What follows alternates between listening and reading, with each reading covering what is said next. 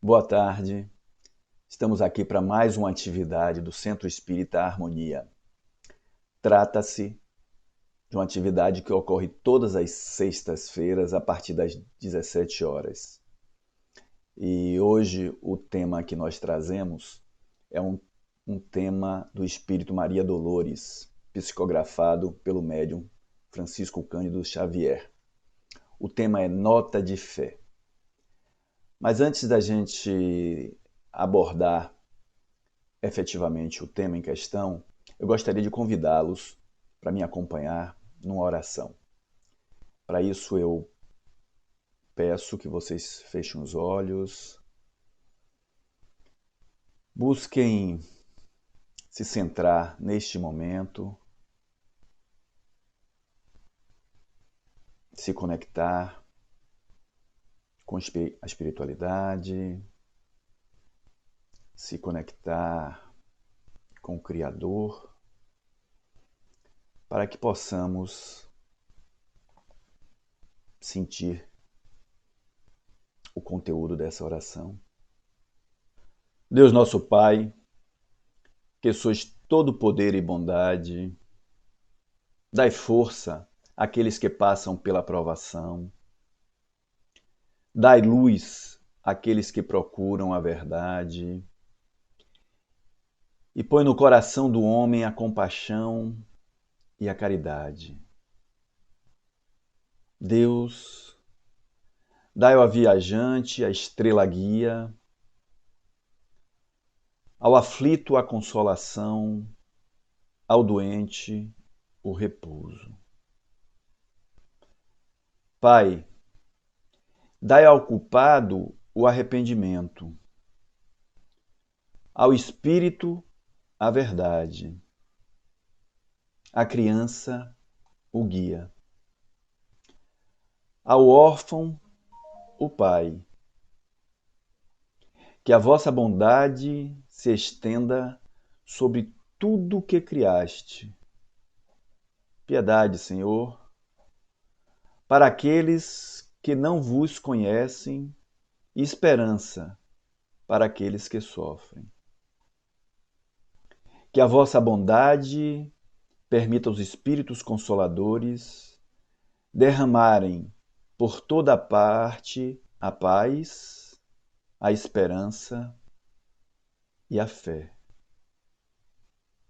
Deus, um raio, uma faísca do vosso divino amor pode abrasar a terra. Deixai-nos beber na fonte dessa bondade fecunda e infinita. E todas as lágrimas secarão, todas as dores acalmar-se-ão. Um só coração, Pai, um só pensamento subirá até vós, como um grito de reconhecimento e de amor. Como Moisés sobre a montanha, nós vos esperamos com os braços abertos. Ó bondade, ó poder, ó beleza, ó perfeição, queremos de alguma sorte merecer vossa misericórdia. Deus, dai-nos a força no progresso de subir até vós, dai-nos a caridade pura, dai-nos a fé e a razão, dai-nos a simplicidade que fará de nossas almas o espelho onde refletirá um dia a vossa santíssima imagem. Que assim seja. E essa oração de Cáritas, no finzinho ali, tem uma frase que retrata um pouco do que a gente vai estar conversando hoje, que é justamente a dai-nos a fé e a razão. E algumas pessoas podem achar isso, de certa forma, uma dicotomia, uma incoerência, e na verdade a gente vai ver que fé e razão são lados de uma mesma moeda. Mas esse tema que a gente escolheu hoje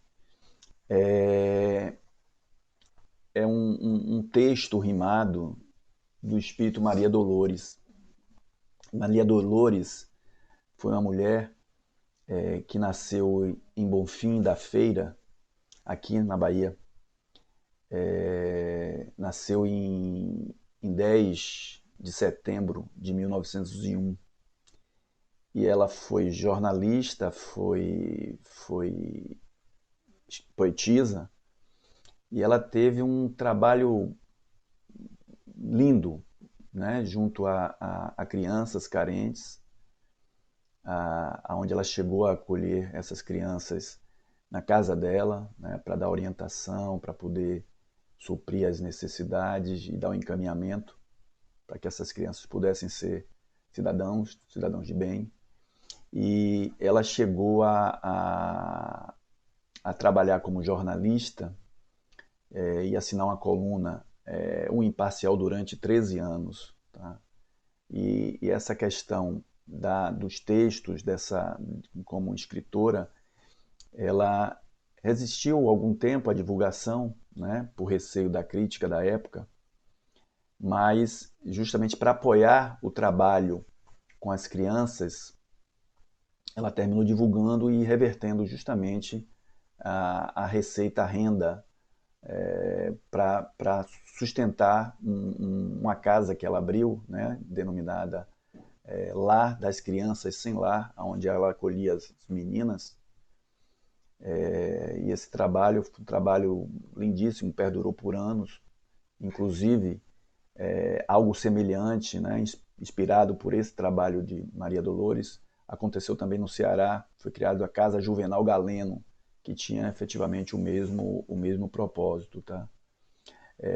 Maria Dolores, ela desencarnou em 29 de julho de 1958, e a partir de 1971, o Chico Xavier, ele justamente começou a psicografar os textos lindíssimos de Maria Dolores, alguns deles muito relacionados à questão do amor materno, mensagens também de Natal, enfim. Mas eu gostaria de, antes da gente trazer, né, esse texto denominado Nota de Fé, que avancemos então no conceito de fé. Fé tem a ver, né, quando a gente pensa em fé, com a questão da crença religiosa, o conjunto de dogmas ou de doutrina que constitui um determinado culto, é a firmeza de execução de uma promessa, de um compromisso, enfim. Fé no senso comum tem muito a ver com confiança. E aí não existe meio termo, né? Não existe meia fé. Ou se confia ou não se confia. Tá? Se a gente for pegar a origem da palavra fé, lá do latim, a tradução é fides, que diz respeito à fidelidade. E a fidelidade aí não é simplesmente o envolvimento, e sim um comprometimento, é algo mais forte. Normalmente eu uso como exemplo uma historinha de forma lúdica, onde o homem convida os animais para participar de um evento. Trata-se de uma ceia, e os animais, ao chegarem lá, levam alguma coisa. Aí a galinha, por exemplo, chega trazendo os ovos, e já o porco manda entregar o bacon. Então é mais ou menos essa diferença, onde a galinha ela está envolvida com aquele evento. E o porco não, o porco está verdadeiramente comprometido, porque é mais custoso para ele entrar com o bacon do que a galinha entrar com os ovos. Tá? Já no grego, fé é traduzida pela palavra pistia, que é justamente a opinião que algo é verdadeiro, mas sem a condição de você efetivamente provar. Eu posso citar como exemplo, por exemplo, e tenho fé que a corrupção no Brasil vai acabar, que vai ser extirpada. Estou falando extirpado porque a corrupção, para mim, é um câncer. E que com isso a gente vai conseguir ter uma melhor distribuição de renda, onde a gente vai realmente consolidar uma sociedade mais justa, mais fraterna. Então, isso é o que eu acredito. mesmo não podendo assegurar quando isso vai acontecer e quando isso vai acontecer. Mas eu tenho certeza, algo dentro de mim me motiva a enxergar que isso é uma verdade, que é algo que eu, né, posso esperar que vai efetivamente acontecer. Então, outro significado é o compromisso do ser em relação com o Criador. Então, para muitos, fé significa simplesmente em acreditar na existência de Deus. E, naturalmente, como esse conteúdo passa por um filtro meu, às vezes, o fato da gente ficar chateado com Deus pela perda de um ente querido ou por uma situação que aconteceu conosco que nós não entendemos como justa, enfim, isso não quer dizer necessariamente falta de fé. E aí eu posso usar como exemplo para reiterar esse meu entendimento. Eu posso trazer situações que aconteceram aí com o Padre Marcelo Rossi e Fábio de Mello, que são referências de fé junto à sociedade nossa em relação à religião católica, e aí poderia ser qualquer outro exemplo, não está vinculado efetivamente à religião, e sim pela certeza de fé que existe no corações desses homens, quando ambos passaram por um processo de depressão, né? Isso foi público, e numa entrevista o padre Fábio de Mello foi indagado por um repórter que se aquela situação de depressão, aquela situação de desânimo, aquela situação de insegurança, se isso não estaria sendo incoerente por ele ser justamente um padre, né, que tem fé no Criador. E aí a resposta dele foi muito, muito feliz, né, onde ele justamente disse que Deus, né, foi perguntado onde estava Deus naquele momento de depressão dele, e ele disse: Deus estava sempre aonde ele esteve. É que naquele momento eu não conseguia chegar até ele. Então, justamente aí retrata essa questão da fé ser algo interno, algo nosso, né? Então agora eu gostaria de fazer, nessa conceituação de fé, fazer uma linha no tempo, tá? Então, fé é algo que o homem possui, é esse sentimento de fé desde a pré-história, tá?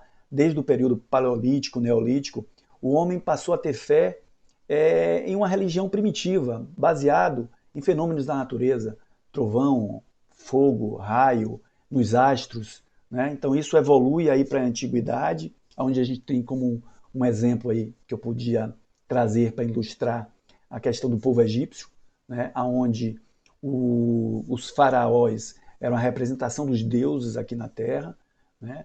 Onde o povo egípcio também tinha fé na vida após a morte, não desse processo de reencarnação nosso, né? Que a gente enxerga justamente a vida através do espírito imortal que somos, mas sim a vida na preservação do corpo, e daí eles mumificavam efetivamente os faraós, né? Mas na antiguidade cabe um destaque aí ao povo hebreu, que é o primeiro povo a professar a fé em um único Deus. Então a gente sai de uma fé rudimental, né, do povo pré-histórico, e passa para uma fé de um Deus único. Então a gente pode retratar esse aspecto como sendo o primeiro salto na história da humanidade em relação à fé.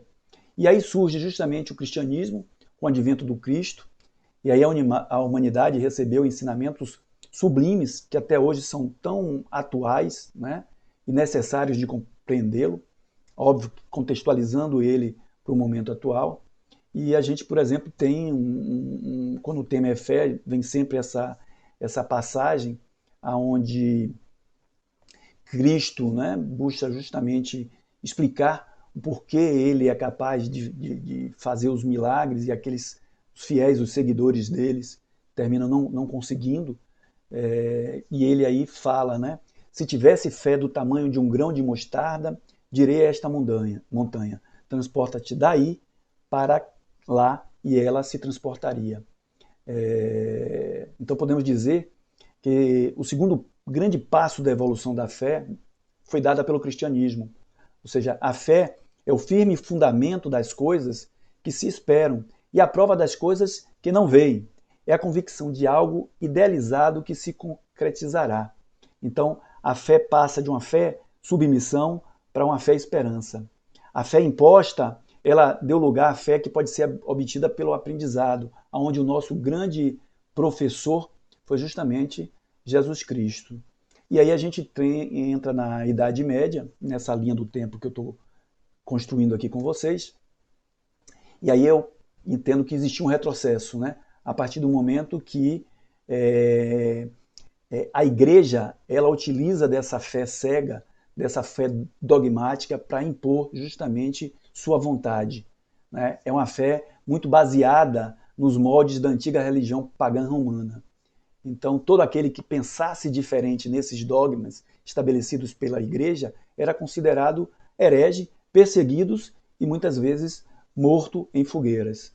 Então, aí a gente tem a situação aí nesse momento da Santa Inquisição, onde milhares de pessoas foram mortas simplesmente por não concordar com os ensinamentos, não concordar com os dogmas impostos pela igreja. E a gente pode utilizar aí desse momento como exemplo Galileu Galilei, convicto, né, do heliocentrismo, onde o Sol era o centro do universo, e justamente isso foi contra a visão da igreja, pela igreja entender que era geocentrismo, né, porque lá na Gênesis, depois de Deus ter criado a Terra, criou o Sol e os astros, enfim, e como isso era contrário, Galileu, apesar da convicção científica dele, ele terminou tendo que recuar para justamente não ser morto. E a gente saindo da Idade Média, a gente pode saltar para a questão do iluminismo, aonde aí a fé tem um novo conceito, talvez seja o terceiro passo daí, né? Aonde a fé ela passa a ser justamente uma fé não dogmática, uma fé compreendida, uma fé aprendida, tá? E aí nesse momento surge aí o Espiritismo e Kardec traz e divulga o que a gente conhece como fé raciocinada. Ou seja, enfim, a fé primitiva evolui para a fé dogmática e, por sua vez, essa fé dogmática evolui para uma fé raciocinada, que repousa em bases sólidas, decorrentes de observações diretas e do estudo das leis naturais, que oferecem o livre exame e a liberdade de pensamento.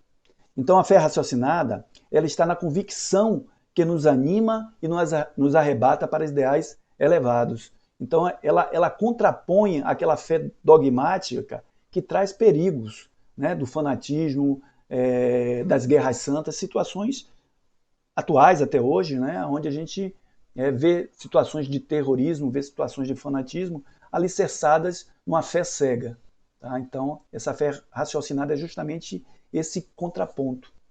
E aí um outro entendimento que eu acho bastante interessante é relacionar a fé com a esperança.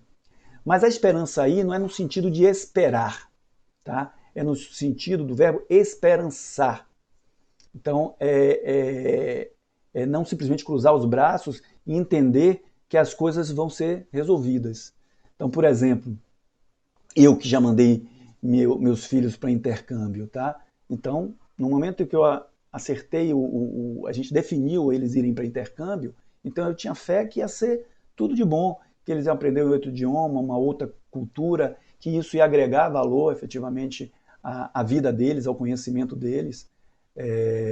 Mas eu não simplesmente esperei. Eu fui buscar aí o melhor lugar, né, para que eles pudessem fazer o intercâmbio, eu fui buscar a empresa, eu fui verificar seguro, garantias, preocupando com a questão médica, se eventualmente acontecesse algum acidente quando eles estivessem lá em um outro país. Ou seja, situações que me faziam não simplesmente esperar, mas agir para que aquela situação de esperança ela tivesse maior segurança de acontecer. E aí vem então uma pergunta que eu gostaria de refletir com vocês. Então, para que serve efetivamente a fé raciocinada? Tá? E a fé raciocinada, eu entendo que ela tem que estar muito relacionada com o propósito, para essa minha janela de oportunidade que é a encarnação. Então, esse propósito é que vai me levar a ter fé que eu vou alcançá-lo, e por ela ser raciocinada, eu vou justamente buscar fazer minha parte, sair da minha zona de conforto, me desafiar, ou seja, buscar situações novas, enfrentar obstáculos, para que eu possa desenvolver habilidades e competências nesse processo meu de evolução. Então, naturalmente, traz o Espiritismo o conceito da fé andar sempre junto das obras, porque o propósito, quando ele é um propósito mais amplo, um propósito verdadeiro, um propósito do Espírito, naturalmente, por conta da lei de progresso, da lei de sociedade, esse propósito deve, ou pelo menos espera-se que ele esteja relacionado com outros, né? Então, essa associação das leis divinas tem que estar associada também à questão da solidariedade, tem que estar associada à questão da compaixão. E aí eu lembro agora uma situação que aconteceu uns 2 anos atrás com minha filha, que talvez retrate esse aspecto que eu estou falando aqui. Né? Eu, ao chegar do trabalho, ela estava mais ou menos estagiando, fazendo medicina, estava estagiando, e quando eu cheguei do trabalho, minha esposa falou e disse que ela chegou, não almoçou, se trancou no quarto e tentou conversar com ela, mas ela não abriu a porta. Aí eu subi, bati na porta, né, e pedi para que ela conversasse comigo, explicasse o que é que estava vendo. Aí eu, ao entrar, notei que ela tinha acabado de chorar, e aí me preocupou mais ainda, né? E aí eu perguntei para ela o que é que estava ocorrendo, né? Porque eu estava ali para poder ajudá-la e ela precisaria justamente me dizer o que é que estava ocorrendo para que eu pudesse apoiá-la. Ela relutou um pouco, mas depois, né, me disse que ela queria largar a medicina, que ela não se sentia preparada para continuar o estudo e exercer a profissão de médica. Isso no 4º ano. Aí disse, sua escolha, a gente vai estar aqui para apoiá-la da melhor forma possível. Agora eu preciso entender até para saber de que forma eu posso orientá-la. Aí ela comentou que no estágio, naquele dia,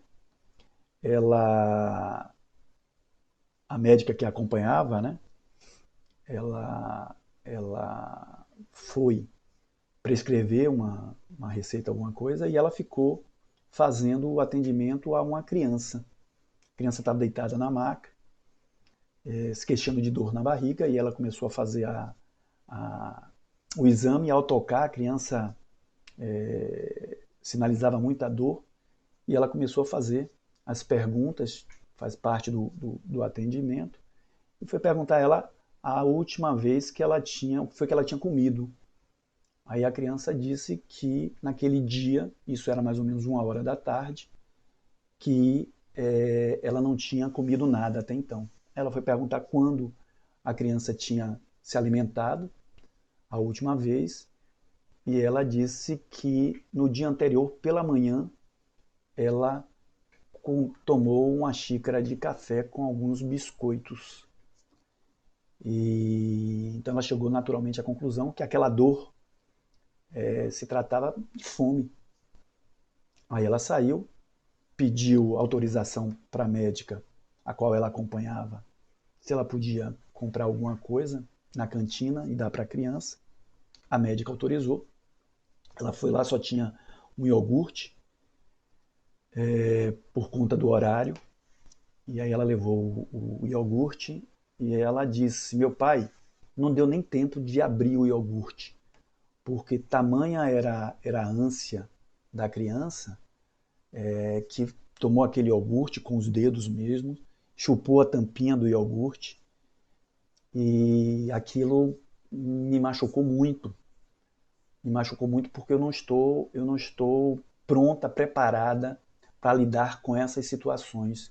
E que certamente situações mais difíceis vão ocorrer e eu me senti muito fragilizada. Eu entendi o contexto e aí me veio o insight, né, de contar uma história de forma lúdica para passar a mensagem que eu queria passar de forma objetiva para ela. E a história é mais ou menos a seguinte, que um caçador vivia na floresta, sozinho, né? E ele todo dia saía para caçar, para trazer justamente o sustento para ele. E com o passar dos anos, esse processo de sair já estava se tornando cada vez mais difícil, mas mesmo assim ele seguia avante. E nesse dia especificamente, as coisas ficaram mais fáceis, porque uma armadilha que ele colocou tinha aprisionado uma gazela. E aí ele foi justamente para poder abater aquela gazela e aí trazer o alimento necessário para a subsistência dele. Quando ele notou, em cima da árvore, um galho que passava, uma sombra, e ele observou que se tratava de uma onça, que também, né, tinha saído para caçar e estava de olho também na gazela. Naturalmente ele recuou, né? Mas só que quando a onça estava pronta para poder justamente pular em cima da gazela, que estava presa na armadilha, o galho partiu e ao cair bateu na armadilha, liberando a gazela, que fugiu, e esse galho caiu em cima da pata traseira da onça, que saiu machucada.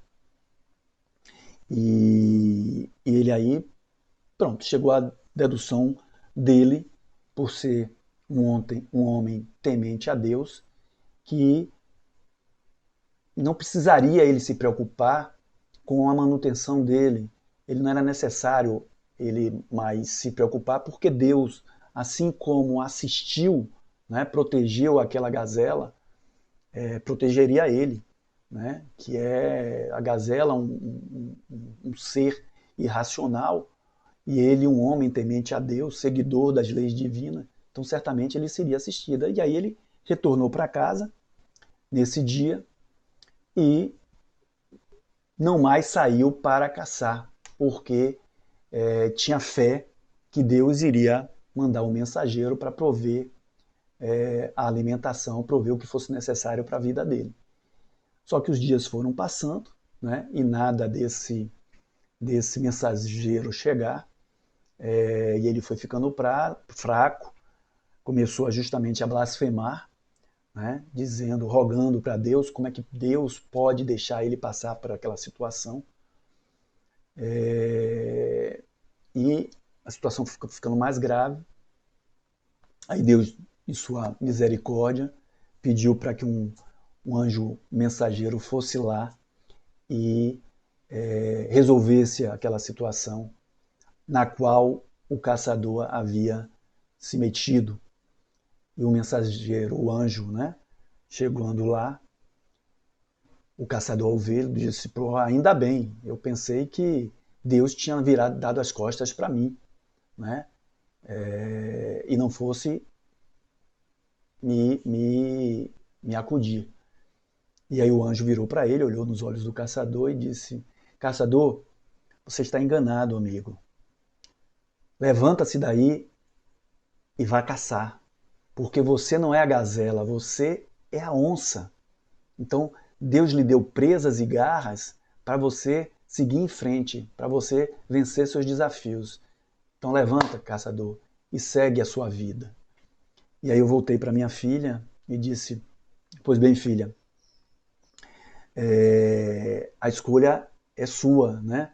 De ser a gazela, né, e recuar dos problemas, ou utilizar das presas e garras, né, que foi lhe dada, né, ou seja, seu conhecimento, sua educação, sua inteligência, e fazer sua parte não só para o desempenho da sua profissão, mas para mudar esse cenário de desigualdade, para mudar essa questão da saúde, do acesso à saúde.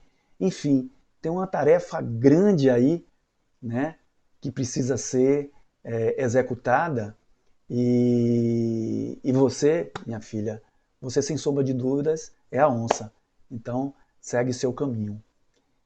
E aí, meio que ela entendeu aí o que eu quis falar, né? Aí de forma lúdica, e ela está se formando agora, esse ano, e situações como essa não veio mais para uma situação de desalento ou de desencanto. Muito pelo contrário, muito de indignação, onde eu percebo que está existindo a construção aí de uma cidadã preocupada não só com seu sucesso profissional, sua realização, mas para a realização da sociedade, das pessoas nessa sociedade que ela está inserida. Enfim, isso aí denota justamente a questão da fé, né? Do esperar, simplesmente por esperar, que é o que o caçador estava adotando, a postura que ele estava adotando, ou do esperançar, né? Que é justamente você se movimentar, né? No sentido de ter esperança, mas fazer algo para que isso que você espera se realize. E aí, nesse contexto, eu gostaria de trazer justamente o texto de Maria Dolores, Nota de Fé, para ler aqui com vocês e a gente começar a interpretar dentro desses conceitos que foram aqui colocados por mim. Nota de fé.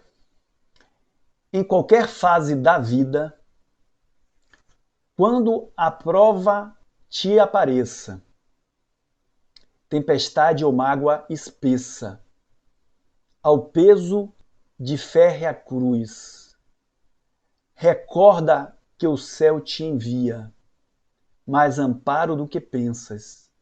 Mesmo nas trevas mais densas, Deus te acende nova luz. Então, a provação, que são os obstáculos, a gente vai falar um pouco mais lá na frente, ou seja, é algo que faz parte da vida. Existe a questão do recorda que o céu te envia, é a fé no Criador, que vai dar a orientação, não a ideia de resolver, mas a ideia do caminho. Tá? E aí segue, conflitos, problemas, lutas, na senda por onde vamos, são lições que precisamos a fim de saber servir. Então, os obstáculos, né, são lições, são aprendizados, não devem ser vistos justamente como impedimentos, como obstáculos não transponíveis, e sim como situações que a gente pode justamente experienciar, utilizá-las justamente para aprender, a fim de saber servir. Olha aí o propósito, né? Ou seja, a fé relacionada com o ato de servir.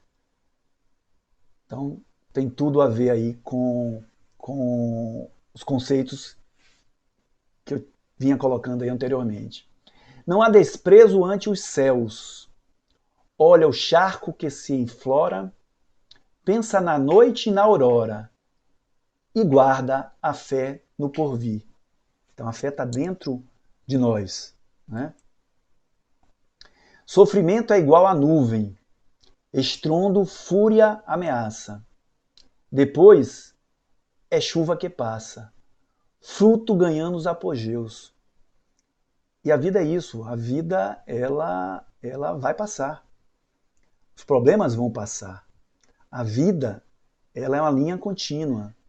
Então, a ideia é justamente a gente ter perseverança, ter resiliência, ter fé em nós, na nossa condição de realizar, porque aqueles problemas vão passar.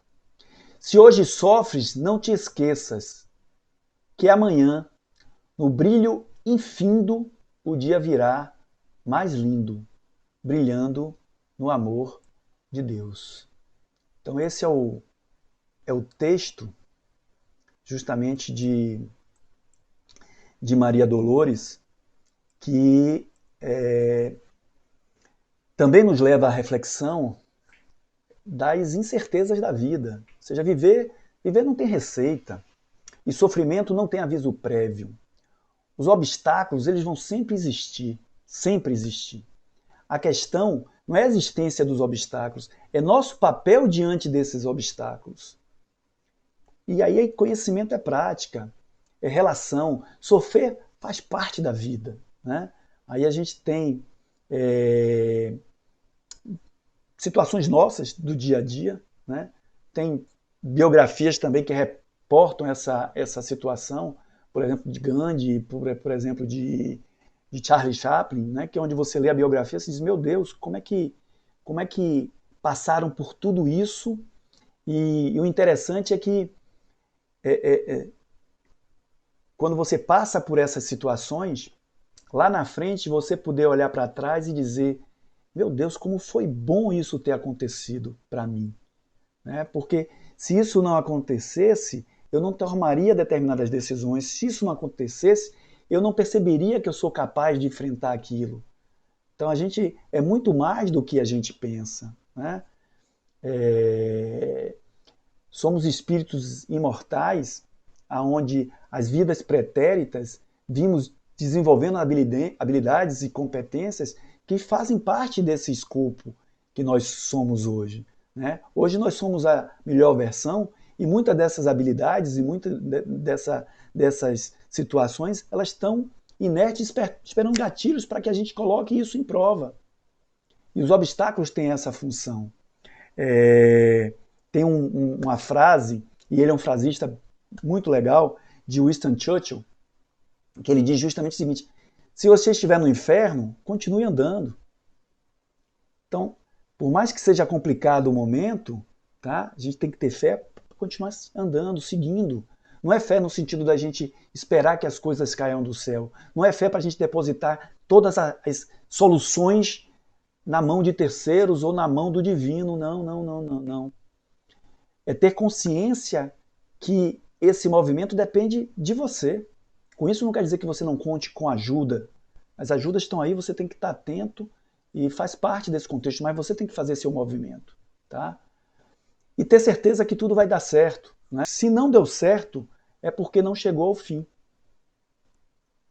E aí, refletindo, né, a partir do momento que eu estudava sobre o tema, eu pude refletir e cheguei à constatação que, pelo menos para mim, além de todos esses entendimentos de fé, para mim a fé também é calma e é silenciosa. Porque 3 anos atrás eu passei por uma dor que surgiu no quadril esquerdo, muito forte, e ela foi crescendo, e eu passei muitos meses tentando diagnosticar, fui em vários especialistas aqui, na Bahia, em São Paulo, alguns diagnósticos eram dados, mas não se concretizavam, né? E mesmo sem saber do que se tratava, eu busquei todas os tratamentos possíveis, tratamentos ortodoxos, tratamentos não ortodoxos, não convencionais, e nada daquela dor atenuar, desaparecer, sem saber efetivamente do que se tratava. Mas eu me recordo claramente que em momento nenhum eu me desesperava. Apesar daquela dor frequente de ter que utilizar semanalmente infusão com morfina venosa, eu tinha naturalmente um apoio, né? Muitas pessoas orando, muitas pessoas buscando cuidar de mim, mas tinha tudo para me desesperar, principalmente num determinado momento que eu passei 3 meses em cima de uma maca, sem poder me movimentar, às vezes me percebendo, achando ali que eu tinha 80 anos de idade, já fazendo planos e ajustes na minha vida, por não enxergar uma saída. Contrariamente a todo esse contexto, eu não me desesperava, eu me sentia sereno, eu me sentia calmo, como se... Mas não era algo consciente, era algo inconsciente. Era uma reação que eu tinha natural, que eu não conseguia explicar, né? O porquê de tanta serenidade, de tanta tranquilidade, apesar daqueles momentos difíceis. E um belo dia, ao acordar, aquela dor que persistiu durante esses anos simplesmente desapareceu. Eu acordei, não senti a dor, levantei da maca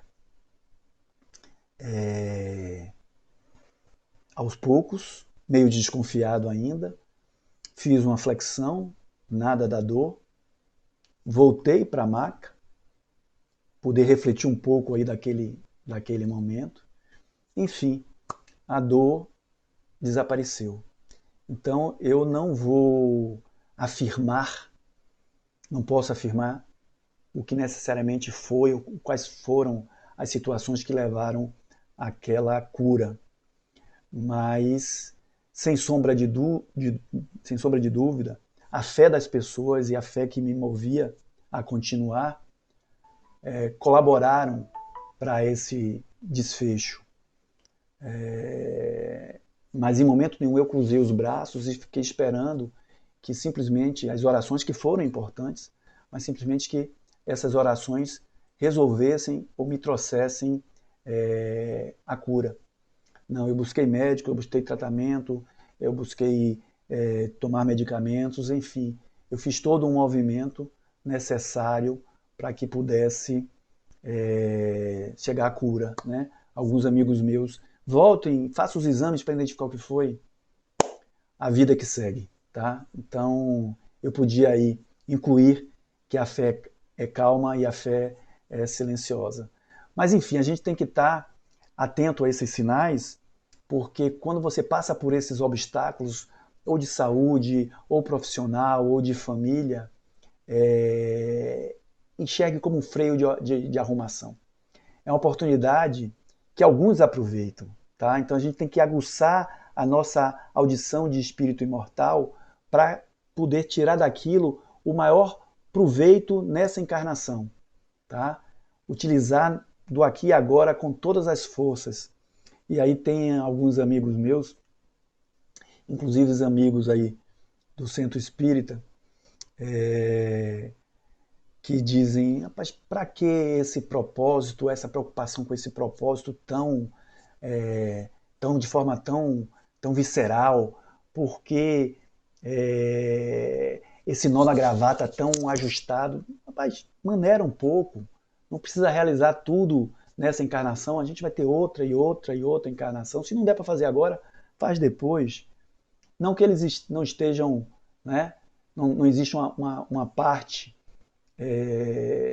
de coerência no que eles estão falando, até porque outras encarnações vão existir, e o processo de evolução é um processo onde não se regride, né? É um processo de que se avança. Mas a resposta que eu dou é que eu considero muito a questão de repetir um ano na escola ou na faculdade, né? Então quem repetiu, ou quem teve algum amigo que repetiu, ver tudo aquilo novamente, ficar privado de acompanhar a sua turma, né? As pessoas que você construiu uma relação, isso é muito chato.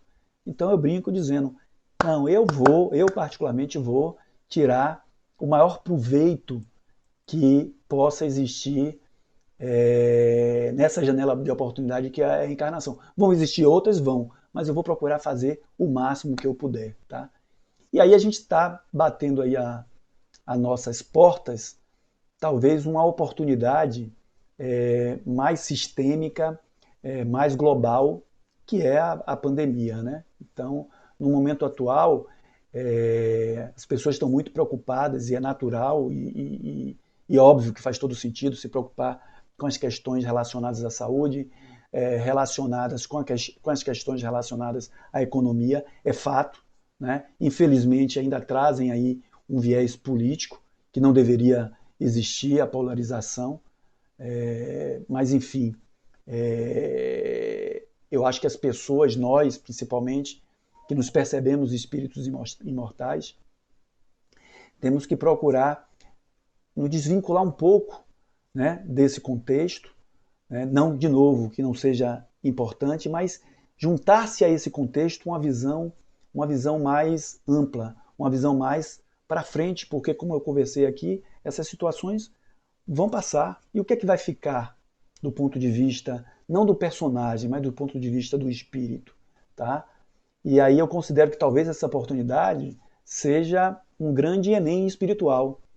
O Enem aí, né, que a turma faz, que é por justamente aplicar o que se aprendeu ao longo aí da jornada. Então, a gente vem estudando aí a doutrina, vem, né, refletindo sobre a ética do espírito, sobre a questão do conceito da família universal, das leis do progresso, da lei da sociedade, enfim, com essa percepção, qual o nosso papel diante desses obstáculos?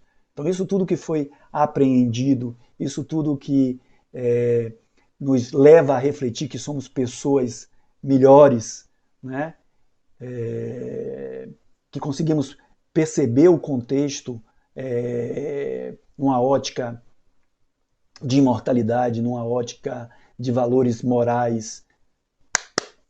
E aí, vamos pôr em prática isso? Então, talvez esse momento seja um desses momentos que nos levam a refletir, né, de forma assim, bem objetiva, como eu definir um propósito que aproxime o fazer do personagem a essa visão maior do espírito, que possa nos levar, né, num contexto global, porque a pandemia envolve o mundo todo, num contexto global, o que é que a gente vai poder trazer de essência dessa espiritualidade, dessa nova era que bate a nossa porta, pelo menos eu entendo dessa forma, aonde possamos nos preocupar mais com as pessoas, aonde possamos nos preocupar mais com as pessoas de mais idade, aonde possamos